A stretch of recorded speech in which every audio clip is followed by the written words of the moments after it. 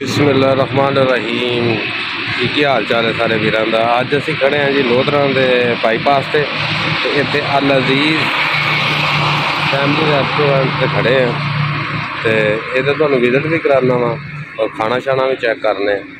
तो आओ तुहानू जरा चैक कराना विजिट का पूरा विजिट कराना वा कि किस तरह का वा। ठीक है।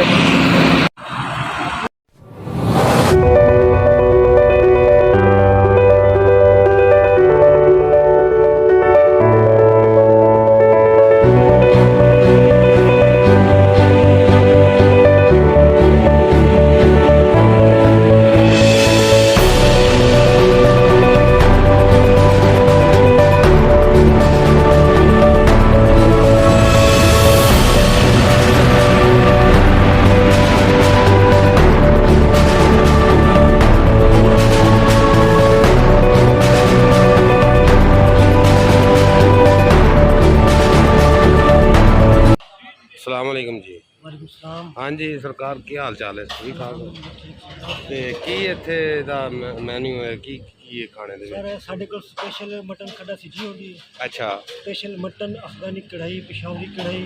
अच्छा हाँ जी और स्पेशल बारबेक्यू। सही है। बस स्पेशल सब तो जी स्पेशल चीज़ है उस होटल की केड़ी है? मटन खड्डा सिजी। अच्छा बहुत ज़बरदस्त है। कमाल।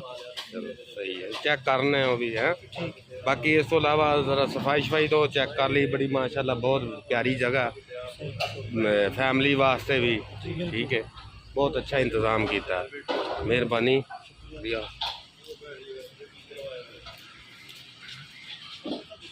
जी इतने रोटी शोटी तैयार होंगी तंदूर शंदूर लगा होया।